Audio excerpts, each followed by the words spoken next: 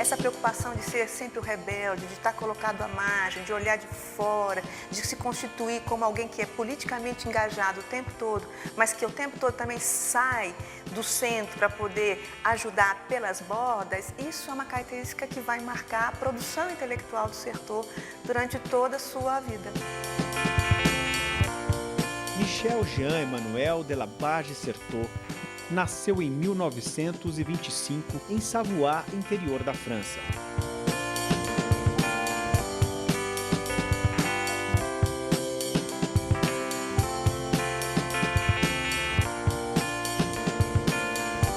Seus estudos iniciais se deram em instituições religiosas católicas em regime de pensionato.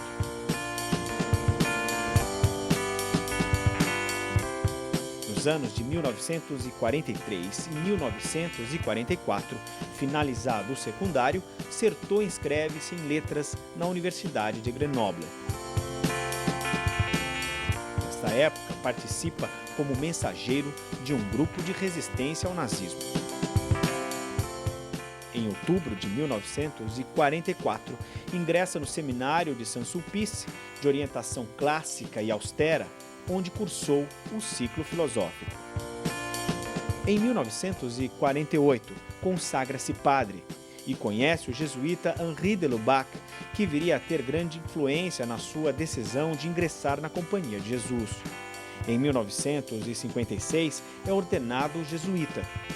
Publica seus primeiros artigos na revista Christus e inicia uma minuciosa pesquisa sobre os primórdios da ordem ignaciana, no século XVI.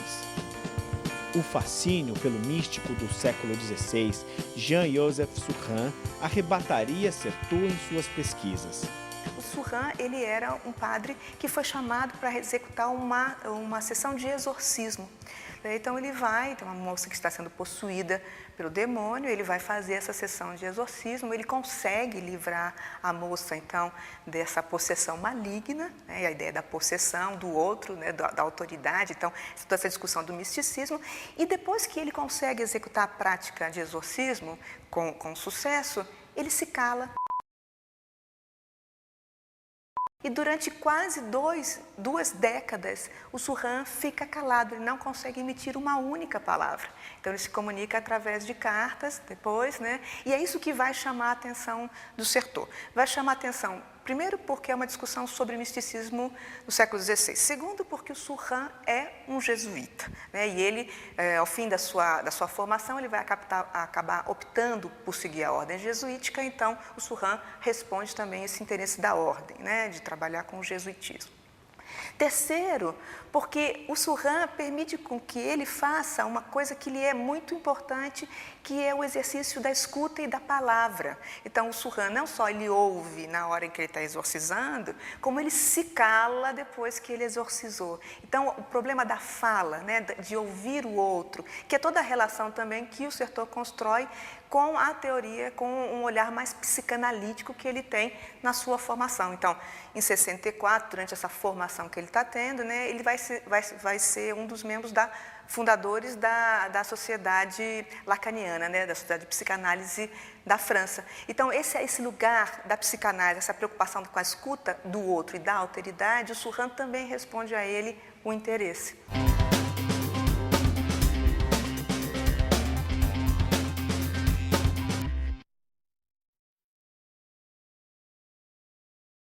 Todos os intelectuais que conviveram com o Certeau durante toda a sua vida, em vários momentos, vão dizer que a característica que mais marca esse intelectual é que ele ouve.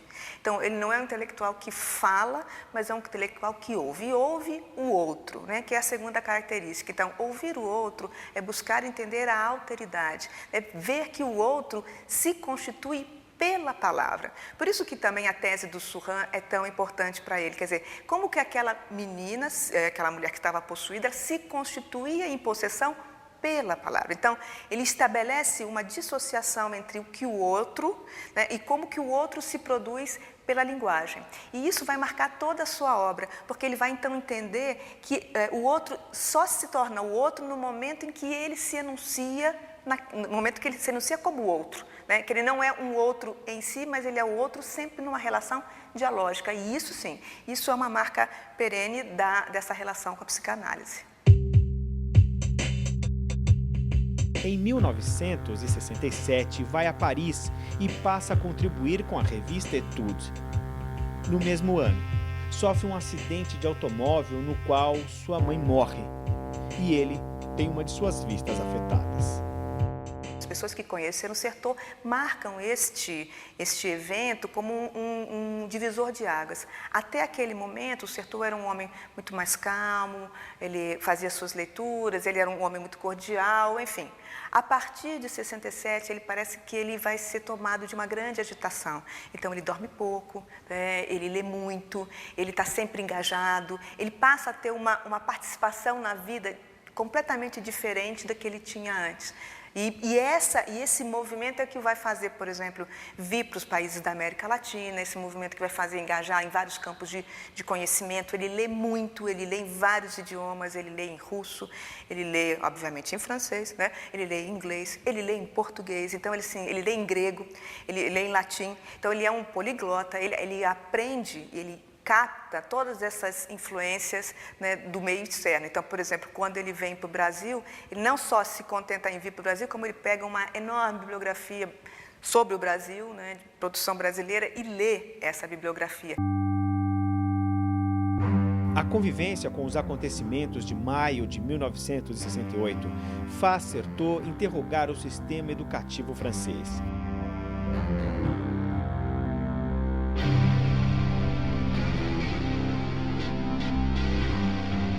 Constata uma nascente marginalização do saber e um deslocamento dos professores do centro da cultura para suas bordas, fruto do crescimento dos espaços de ensino fora da escola e dos meios de comunicação de massa. Deu aulas como professor convidado no Centre d'Études et Recherche. E a partir de 1970, em Paris 8, Saint-Denis e Paris 7, Jussieu. Entre 1966 e 1978, empreende diversas viagens ao Brasil e demais países da América Latina. Em 1978, recebe convite para o cargo de professor titular da Universidade de San Diego, Califórnia. Certeau volta, ele estava dando aula como professor na Universidade da Califórnia. Ele volta para a França em 1984, ele retoma suas atividades, ele começa a dar aula na Universidade Francesa, a partir de então, e aí ele vai ser acometido de um câncer de pâncreas. Então, ele vai falecer no iniciozinho, no mês de janeiro de 1986. Até então, algumas pessoas sabem, né? Parece que ele não divulga muito o estado de saúde em que ele estava, mas era um câncer terminal. Então, os alunos dizem que ele deu aula até o último momento, em dezembro, antes das férias iniciais, do período de recesso na França, né, que engloba os feriados de Natal e Ano Novo, e só que em janeiro ele já não consegue mais retomar as atividades, ele vai morrer no dia 9 de janeiro.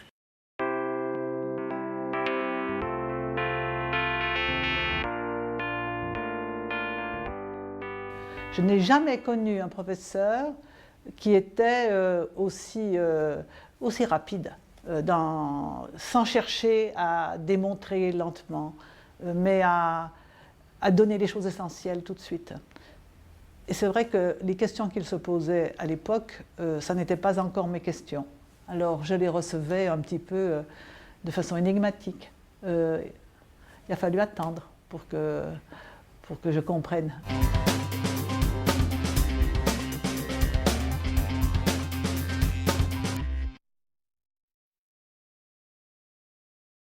Esse movimento que ele faz de compreender algumas das pessoas ligadas ao século XVI, ao início do jesuitismo, né, da ordem jesuíta, vai fazer com que ele reflita sobre qual o lugar dele, sujeito da ordem. Então, ele, jesuíta, escrevendo história da Igreja, história da ordem jesuítica e no início quando ela surge, né, no século XVI. Então, ele vai se perguntar sobre esse lugar e ele vai começar, então, a fazer uma reflexão muito interessante também nos anos 70, que é como se produz história. Então, a história não está ligada ao objeto, a história não é o real, mas a história é uma produção de discurso sobre o real. É essa preocupação que ele vai marcar. Ele vai dizer, olha, existem 3 vertentes que caracterizam essa produção do discurso historiográfico. Primeiro, o lugar da onde a gente fala. Então, sempre existe uma instituição. O sujeito que escreve história está ligado a uma instituição. No caso dele, a ordem jesuítica.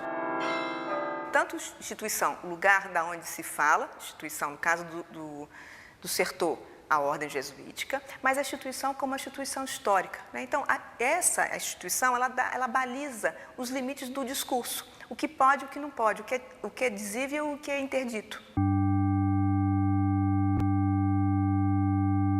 Não só necessariamente no sentido mais proibido ou permitido formalmente, mas aquilo que é aceito pela própria comunidade. Então, determinados temas emergem em determinados momentos porque há, por parte de uma determinada comunidade que participa dessa instituição, da disciplina, por exemplo, né, da história, compreende como tema de emergência ou como tema importante e a maneira como essa instituição, como a história e essa comunidade olha para a construção do real.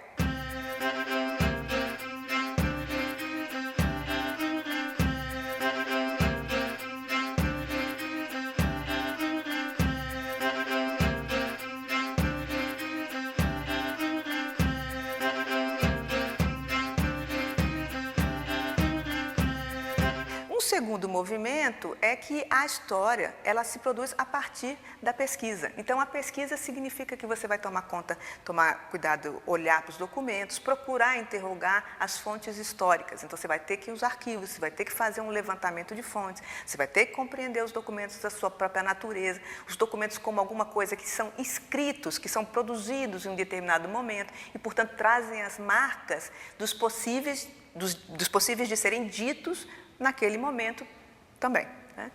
E o terceiro elemento, né, é a própria escrita da história, que não se confunde nem com a disciplina e não se confunde com a própria pesquisa. Justamente ao contrário, o Certeau vai dizer que a escrita da história produz uma inversão escriturária. Então, quando você vai escrever sobre um tema, você começa pelo fim, você começa pelas descobertas que você teve e não pelo processo de pesquisa que você fez. Então, você coloca o fim como começo.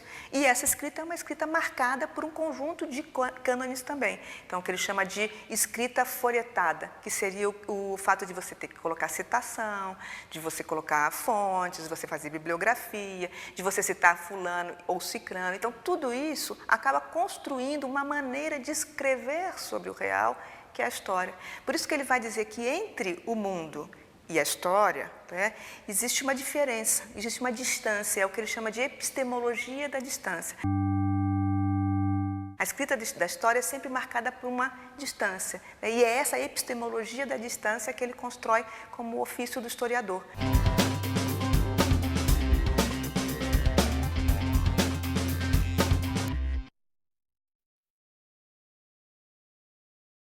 Para o Certeau, você nunca resgata um fato histórico. Você não vai resgatar nunca. Porque o fato histórico, ele aconteceu, ele está no passado. O que você faz é uma construção, né, historiográfica. Por isso que muitos historiadores vão dizer que o Certeau, ele é um dos que inaugura a era da história, da historiografia. Então, porque você opera uma distinção entre a história, que seria o vivido pelos sujeitos, e a historiografia, que é uma escrita sobre a história. Sempre parcial, sempre lacunar, sempre ideológica. Ele vai dizer que toda história é ideológica, não tem como não ser ideológica, porque é um sujeito de conhecimento que produz um saber, né, sobre o que produz uma escrita sobre um determinado fato. Ela tem um compromisso político, né, de olhar para esse passado, mas ela não pode nunca restituir o passado. O passado é o morto. Por isso que ele vai dizer que a história é o trabalho sobre o morto.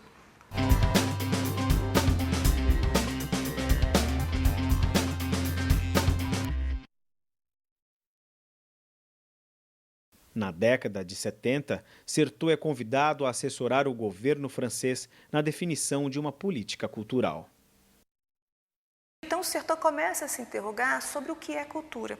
Porque nesse momento que nós estamos vivendo na década de 70, você tem uma ação muito forte do Estado na promoção de práticas culturais, né? E isso se associa a uma indústria que também está interessada nas práticas culturais. Então, promover cultura é também financiar um conjunto de grupos que está dizendo que está produzindo cultura, né? Então, na hora em que esses ministros se reúnem para fazer um projeto de cultura para toda a Europa, a preocupação do Sertor é desmontar essa noção de cultura como uma cultura que seja única. Então, primeiro, uma cultura que venha de cima, né, constituída pelos grupos que estão no poder político, econômico e etc.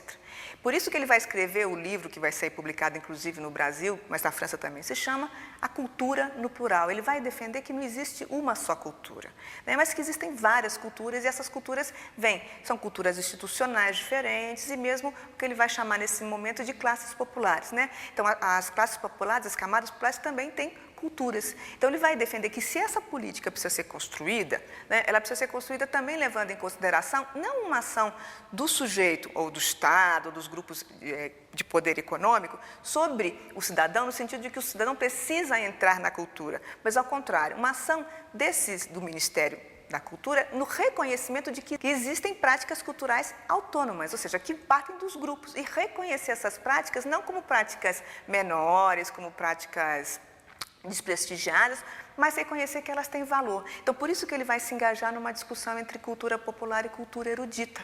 Então, ele vai dizer, olha, a cultura popular, ela foi criada, a ideia de cultura popular, ela surge fundamentalmente no século XIX, né, numa concepção de que a cultura popular é primitiva, ela é selvagem, ela é bárbara, ela é menor, né, e ela se constitui por oposição a uma outra cultura que são dessas pessoas que estão enunciando justamente a cultura popular como primitiva e bárbara, e elas estão dizendo, não, existe uma outra cultura que é a alta cultura, a cultura erudita, da qual nós participamos dos eruditos, né? Então, ele está dizendo, olha, essa imagem, essa construção do século XIX, ela já é uma construção que estabelece uma hierarquia e é uma construção de relações de poder, né, que destitui da cultura popular o seu valor, porque projeta sobre a cultura erudita, a dita erudita, né, um lugar de, aí sim, um lugar de valor, de representação social, enfim, o lugar de destaque.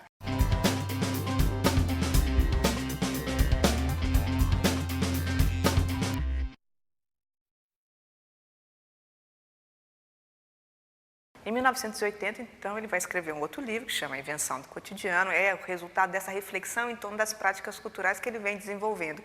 Aí já a partir mesmo de uma interação mais forte com o próprio Ministério da Cultura na França. Então, o que ele vai trazer? Ele vai mostrar essa preocupação com as práticas ordinárias. Então, ele vai passar de uma concepção de cultura no plural para uma cultura que é múltipla. Então, que está enraizado em cada um dos sujeitos. Essa cultura ordinária, ou seja, essas práticas ordinárias, as práticas do cotidiano com as quais ele se preocupa, são a grande contribuição que o Sertor traz, porque quando ele vai olhar para esse modelo das práticas ordinárias, ele vai dizer, olha, as práticas ordinárias são a maneira como cada um de nós, sujeitos, interpretamos e lidamos com a cultura.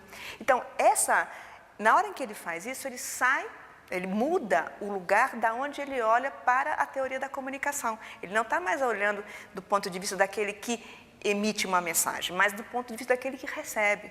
E não como receptor passivo, como era a grade de análise que imperava naquele momento dos anos 70, final dos anos 70, início dos anos 80, mas do sujeito aquele que estabelece a síntese, do sujeito que faz a bricolagem, do sujeito que trabalha com as várias informações que ele recebe e produz uma coisa nova. Então, esse sujeito ele não é o receptor passivo, então, das mensagens que vem da televisão, mas ele é sempre um produtor ativo de conhecimento a partir do momento em que ele vai lidando com esses vários fragmentos e sintetizando na sua própria cultura. Então, essa contribuição permite com que, então, se olhe para a relação entre mídia e sujeito de uma outra maneira. O sujeito tem sempre uma forma de escapar da mídia, ele tem sempre uma forma de construir um outro conhecimento, é o bricoleur.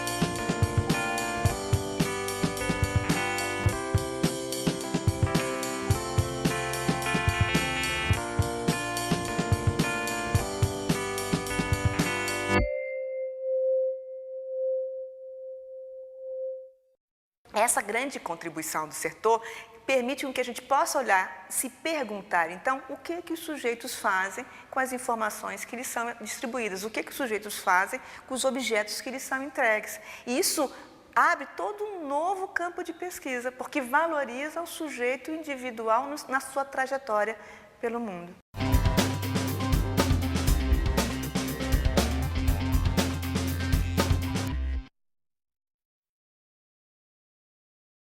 Essa compreensão do Certeau das práticas ordinárias, essa compreensão do Certeau do sujeito insubmisso, do sujeito que sintetiza e que ele traz da própria experiência dele. Quer dizer, quando ele vai buscar um místico do século XVI, ele está buscando também de novo esse sujeito que não se submete, esse sujeito que foge da ordem. Então ele percebe essa maneira de fugir da ordem em vários momentos. E essa é uma contribuição importante para a educação. Por quê?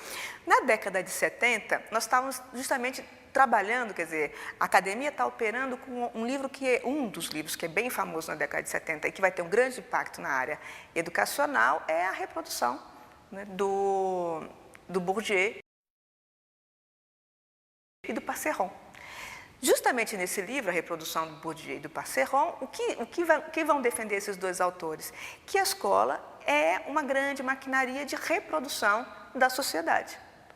Como então, na medida em que a escola ela se dissemina no todo social, ela ao mesmo tempo é uma máquina de conformação desse todo social. Essa é uma discussão que está corrente na década de 70 e no início dos anos 80. Se a gente pensa no filme, por exemplo, The Wall, isso está muito bem caracterizado. Então, o momento em que as crianças vão andando naquela máquina de moer carne, e elas caem e saem transformadas. Então, como que a escola moe o cérebro das crianças e transforma elas em autômatos. Essa reflexão deixa os professores da década de 70 enjaulados. Então, o que eles podem fazer? Se a escola é reprodutora, se eles estão dentro da escola, eles também são reprodutores, e os professores que não se sentem reprodutores do Estado ou da ordem vigente? Então, eles ficam numa jaula para onde não tem onde sair. Pour moi, Michel de Certeau a été, pour mon travail professionnel, une bouffée d'oxygène. Parce que j'étais professeur à l'école normale, j'avais à former de futurs maîtres, j'étais moi-même un formateur de futurs maîtres, et je ne pouvais pas me penser comme un agent de la reproduction, ou comme seulement un agent de la reproduction. Et du coup, pour des raisons subjectives, le mode d'approche de Michel de Certeau, pour moi, c'était le salut. Sinon, je n'avais qu'à donner ma démission de l'éducation nationale. E justamente a reflexão do Certeau abre uma porta, porque ele vai dizer, olha, a escola ela tem por função, claro, reproduzir a ordem vigente, mas o que os sujeitos que frequentam a escola fazem com os ensinamentos e com os objetos que estão distribuídos no interior da escola é outra coisa. Então, isso permite colocar no âmago dessa instituição conservadora, a própria rebeldia, o próprio movimento de renovação, de inovação, de colocar em xeque as normas, enfim, de o sujeito também perceber que ele tem de fato a liberdade, Quer dizer, não é que o Certeau vai dizer que o sujeito tem a liberdade, mas o sujeito dentro da escola começa a ver também, ou permite que ele possa discutir, dá estatuto de legitimidade a esse assunto, que ele possa trazer a contribuição dele como inovador, como aquele que vai abalar algumas das normas que estão vigentes.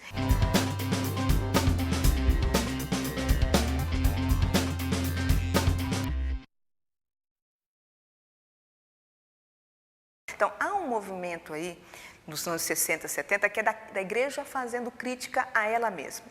E ela tem a ver com a ideia da opção pelos pobres. Então, a igreja começa a se perguntar, aonde estão os meus fiéis? Essa ideia de que existe uma igreja que é administrativa, que cuida de bens, etc., e tem uma outra igreja que começa a se perguntar se não está se afastando dos seus fiéis.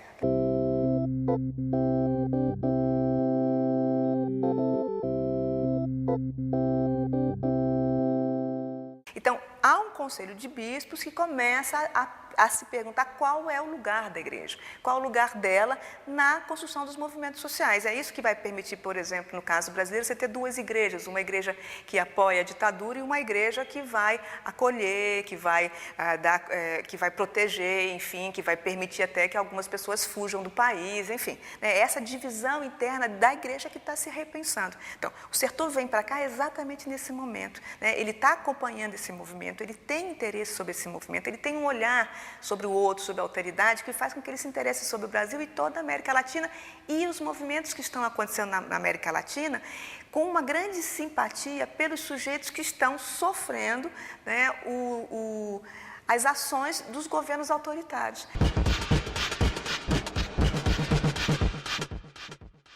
Então, ele vem para cá e ele começa a vir. Seguidamente, ele vai vir em 66, ele vai vir em 67, ele vai para o Brasil, ele vem para o Brasil, vem para a Argentina, vai para o México. Né?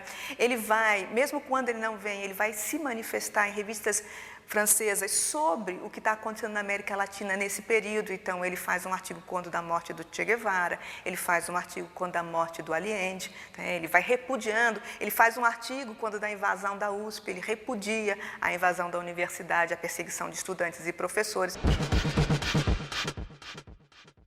Então, ele é muito engajado com essa América Latina, né? E se perguntando qual o lugar, qual a importância da igreja nessa América Latina.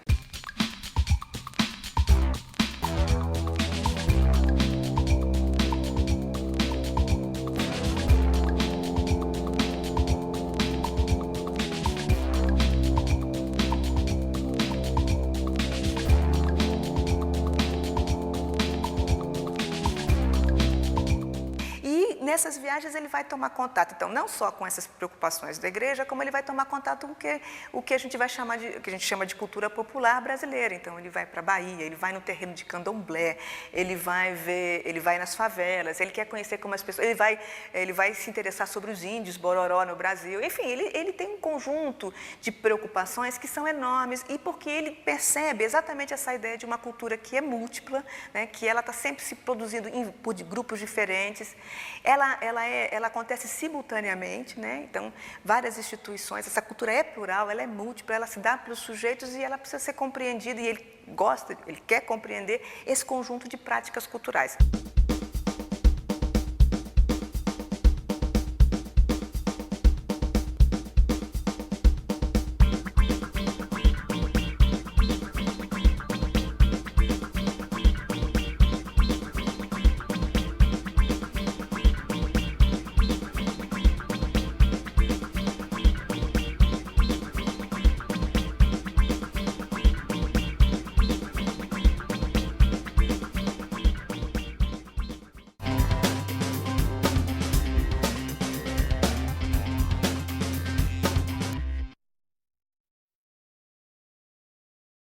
Quando o Sertor vai se perguntar sobre o estudo das práticas culturais, quando ele vai se interrogar sobre as práticas culturais, a compreensão das práticas culturais, ele vai forjar alguns modelos. Um dos modelos é o que ele chama de modelo polemológico. Né? Então, no primeiro momento, ele tinha pensado em trajetória, né? Aí ele acha que a trajetória é uma coisa muito estática e ele começa a usar o modelo da guerra, para poder compreender, então, como se dá essa relação, né, dos sujeitos, como é que os sujeitos se movem no mundo e fazem as suas práticas. Bom, então, nesse modelo polemológico, são constituídos dois polos. Um lado, o conjunto que ele vai chamar de estratégias, e do outro lado, o conjunto que ele chama de táticas. O que são as estratégias? As estratégias, ele vai dizer, as estratégias, elas partem de um lugar que constitui como próprio. O que é isso? As estratégias, então, estão sempre ligadas a uma instituição, a um lugar físico, a um lugar teórico, a um lugar epistemológico, aquele lugar que enuncia. As estratégias, por exemplo, estão ligadas a uma escrita. A escrita é também uma prática estratégica, né? Ela entrona um determinado tipo de interpretação, uma determinada visão. Então, é esse conjunto das estratégias. Os sujeitos ordinários se movem, né, no campo, então, das estratégicas, no lugar em que eles não são donos do lugar, mas eles só têm como aliado o quê? O tempo. Então, as táticas são as astúcias, é a arte de dar golpes dos sujeitos no campo minado do inimigo. Então, ele está pensando muito, isso aqui está muito fundamentado também na Guerra do Vietnã, né? E nessa coisa de não ter mais uma guerra tradicional de pelotão, enfim, mas de uma guerra em que o inimigo está dentro do campo do amigo, digamos assim, né? Isso está tudo misturado. Então, nesse sentido, ele vai dizer, olha, as astúcias, elas só têm como aliado o tempo. É percebendo o momento em que o olhar panóptico da estratégia desaparece, se perde um minuto, né? Então, aproveitando essa ausência do olhar panóptico, o sujeito pode dar golpes.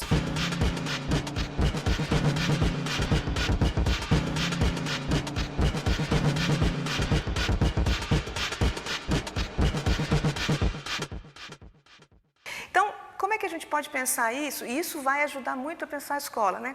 Em que medida, né? Se a gente pensa que a escola é um lugar da estratégia, aí voltamos lá a Bourdieu e Passeron. Então, ela é um lugar próprio, ela tem um conjunto de agenciamentos que permite o funcionamento da escola. Então, a escola é organizada em ciclos ou em séries, ela tem um professor, ela tem os alunos, ela tem as carteiras, ela tem um conjunto de elementos, ela tem uma prática panóptica, né? O aluno é observado, ele é avaliado, ele é etc.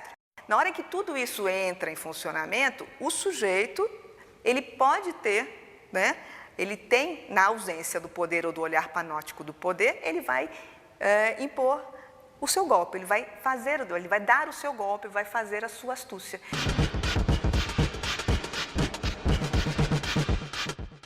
Pensando nesse modelo polemológico no interior da sala de aula, a gente pode compreender a ação de professores e alunos de maneira bastante diversa do que normalmente a gente compreende. Então, normalmente a gente vai ver o professor, quer dizer, se você pega um esquema como a teoria da reprodução, você vai ver o professor como aquele que reproduz uma ideologia dominante. No entanto, o professor, ao selecionar os conteúdos da sua aula, ele pode interpelar essa ordem dominante de diversas maneiras, né? Então, ao mesmo tempo que o professor pode escolher, na hora que ele escolhe a maneira como ele dá tratamento ao tema da aula, por exemplo, ele está agindo de maneira astuciosa, ele está fazendo uso das suas táticas, né? A maneira como ele recorta e como ele transforma isso em conteúdo. Da mesma maneira, o aluno na sala de aula, mesmo quando ele entra no jogo, digamos, do professor, que ele está trabalhando junto com o professor, a maneira como ele lida, como ele responde às questões propostas pelo professor, também são golpes de astúcia. Então, às vezes, a gente propõe um exercício para o aluno de uma determinada maneira e o aluno faz de uma maneira completamente diferente. Qual é a lógica que impera ali, né? Como que ele está compreendendo e está rearticulando os elementos que estão sendo lhe oferecidos e como ele está agindo de uma maneira astuciosa. Então, a gente propõe, por exemplo, trabalho individual, o aluno faz em grupo, ou a gente propõe em grupo, e eles estabelecem ordens diferentes, organizam as tarefas, dividem entre eles, né, e cada um trabalha com um pedaço do trabalho, enfim, cada um trabalha com um pouco do conteúdo. São maneiras astuciosas de lidar, né, com essas relações de poder. Então, o interessante, eu acho que a contribuição do setor é, primeiro, não estigmatizar. Então, tudo que o aluno faz é rebelde, ou o aluno é indisciplinado, ou o aluno é aquele que recusa o poder, né? Por outro lado, o professor é sempre um braço do Estado na sala de aula, ou é sempre o reprodutor de um conteúdo, né? O que o setor nos provoca a pensar é que esses são sujeitos que, no seu cotidiano, eles estão, ao mesmo tempo que se submetendo a determinadas estratégias, eles estão articulando astúcias e construindo outras maneiras de subverter os mecanismos que lhes são impostos, como são táticas de sobrevivência.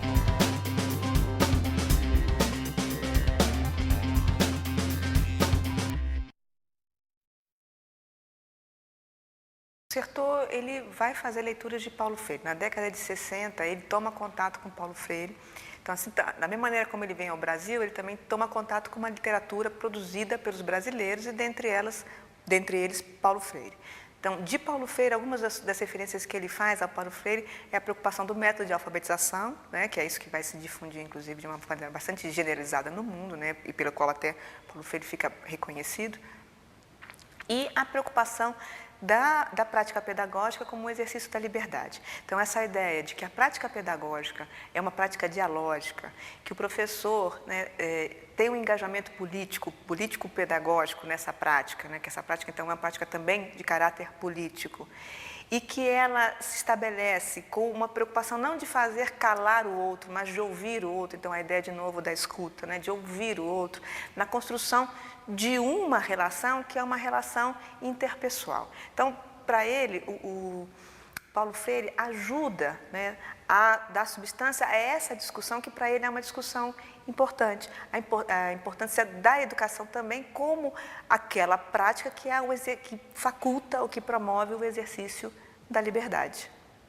Je pense que c'est le jour de sa sépulture, de son enterrement, quand tout le monde s'est retrouvé dans l'église de Saint-Ignace de Loyola à Paris, que les gens ont pris conscience, avec tous les jésuites, les dominicains et les autres pères qui étaient là pour l'entourer au moment de sa mort, que les gens se sont rendus compte qu'il était toujours un homme d'église, mais dans une position qui était une position, je pense, effectivement, de résistance intérieure. Mais une résistance qui n'était pas positionnée comme la plupart des résistances. Je veux dire qu'il n'était pas comme les prêtres ouvriers. Il n'était pas dans une position de conflit politique ouvert. Prenant par exemple parti de manière publique dans les journaux contre un certain nombre de positions de l'Église. Il était plutôt quelqu'un qui prenait parti pour. C'était une façon de prendre position pour un certain nombre de personnes opprimées, plutôt que d'être en position, je dirais la position habituelle de l'intellectuel critique parisien. Je veux dire que c'est tellement facile d'être un intellectuel critique parisien, d'une certaine manière, quand on a la position institutionnelle.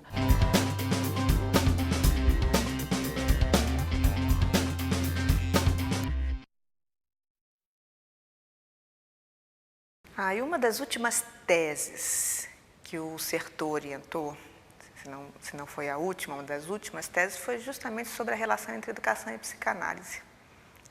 E a pergunta sobre a questão da escuta do outro, lugar da escuta do outro no ambiente educacional.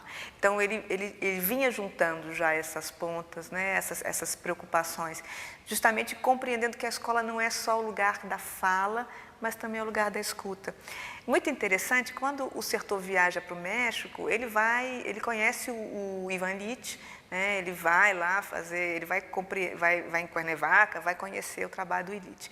E o Illich é um padre, né, que escreveu A Sociedade, um livro muito famoso na década de 70, que ficou conhecido como A Sociedade Sem Escolas, né?